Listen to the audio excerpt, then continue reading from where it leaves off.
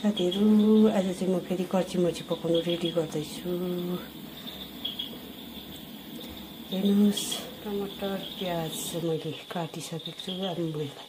आज तेल पनि खरिसक्यो। छ। अब म यसमा टमाटर प्याज हाल्छु।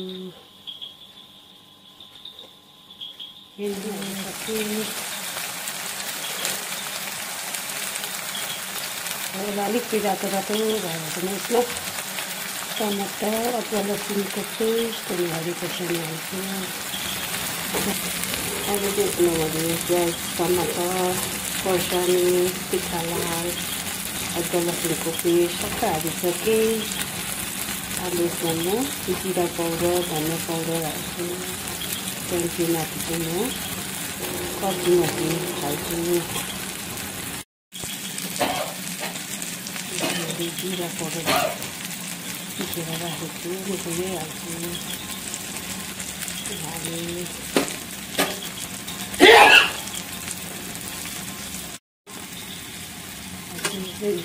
धनियाँ पाउडर हालेँ।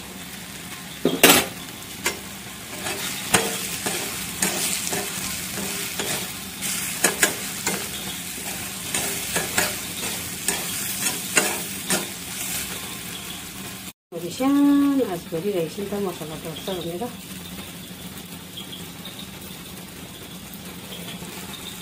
अब यसमा कर्चीमर्ची हाल्छु।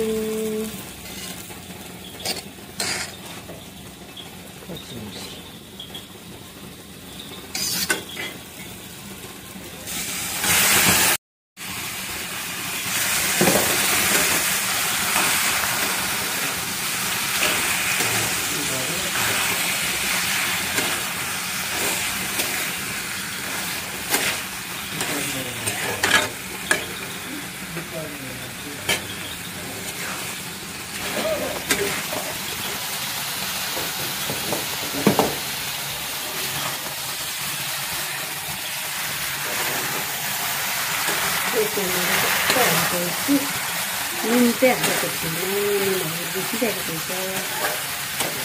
माथिबाट हाल्छु। यसमा चाहिँ मैले अब प्रायः सबै मसलाहरू हालिसकेँ। अब चाहिँ म यसमा नुन हाल्छु।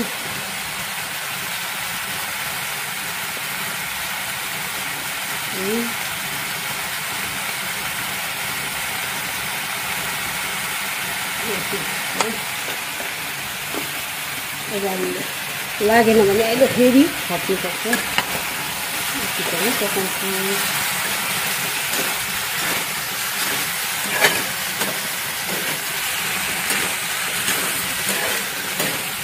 अब यसलाई म एकछिन मजाले छोड्छु। त्यहाँदेखि चाहिँ फेरि त्यहाँदेखि चाहिँ म फेरि चलाउँछु। एकछिन चाहिँ छोपेर राख्छु।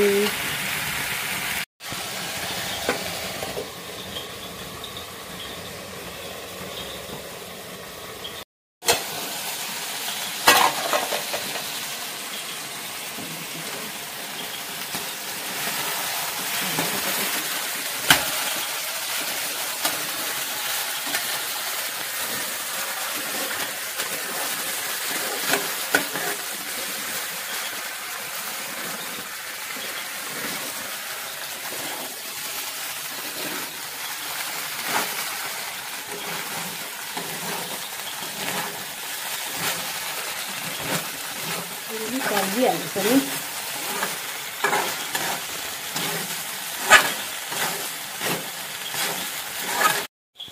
साथीहरु अब चाहिँ मेरो कर्चीमर्ची रेडी भइसक्यो। कस्तो लाग्यो तपाईहरुलाई? अब चाहिँ पाक्यो। हामी खानु सुरु गर्छौँ। खाएको भिडियो देखाउँछु। हुन्छ। अब चाहिँ हामी खानु बसेको। मलाई चाहिँ यत्रो बेसी पसेको चाहिँ भात चाहिँ म चाहिँ पुरा खान्छु नि त भात त हो। आज मैले पकाएको रेसिपी चाहिँ कस्तो भयो हो। अब तपाईहरुलाई के भन्नु, मिठै भयो होला। खाएर साथीहरु मेरो भिडियो हेरेर तपाईहरुले लाइक कमेन्ट सब्स्क्राइब गरिदिनु बिन्ती गर्दछु। धन्यवाद। Thank you for watching.